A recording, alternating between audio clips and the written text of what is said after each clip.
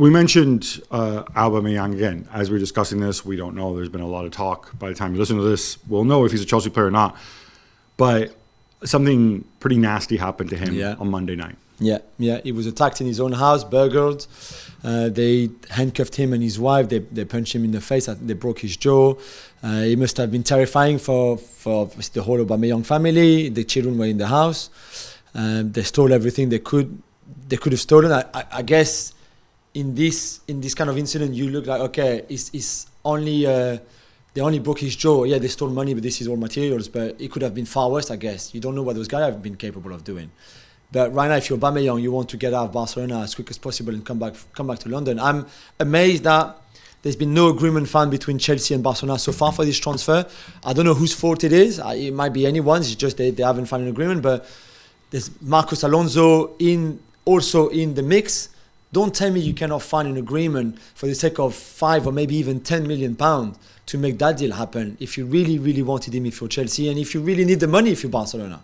I think the difficult thing from Barcelona's perspective, and we've talked about this, is that, as we know, to register Jules Koundé, you have several directors having to put personal guarantees. This weakens your negotiating position, right? Because the other side knows even more so that you need to pay. Otherwise, people are going to come, and get your wife's jewelry. and then take Laporta's car.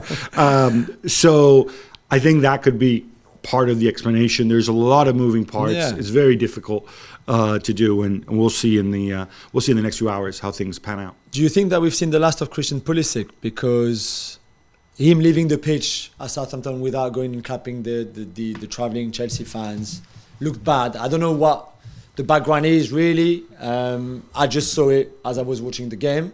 I can understand his frustration because if you're Christian Pulisic, you're not happy about what Tuchel said the day before the game that we mentioned earlier. There's no competition. No one in that team is giving me a headache to do my team.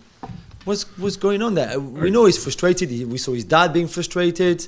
But then get a move if you're not happy. I don't think it's that simple to get a move because he's on big wages. Right, there was no offers. Like with most things, this is always the issue when you're at a top club. Personally, I think Pulisic could come in handy at a number of other top clubs, and I think there would have been scope to go into a deal. We don't know, the intricacies of it. Obviously, because there's agents involved, there's other interests, there's buybacks. I think the impression I get, and from what I've been told, is Pulisic was given the impression, during preseason, like, okay, Lukaku, Sterling's in, but Lukaku's gone. Ziyech could be on his way out. Timo Werner's gone. You have a shot if you're fit, and obviously fitness has been a thing for him. Yeah. So he's fit now, and he's trained hard. He's worked hard. He's had some appearances off the bench.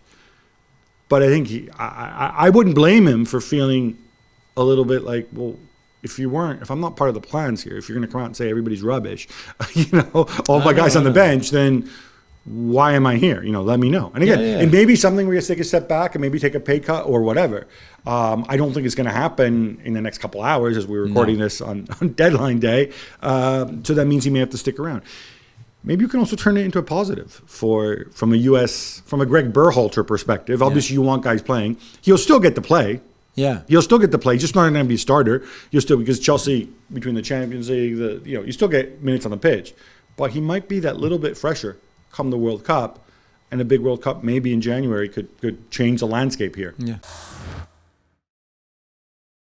Well, thank you very much for watching ESPN on YouTube. For more sports highlights and analysis, be sure to download the ESPN app. And for live streaming, premium content, and let's not forget as well, ESPN FC 7 days a week. Subscribe to ESPN+.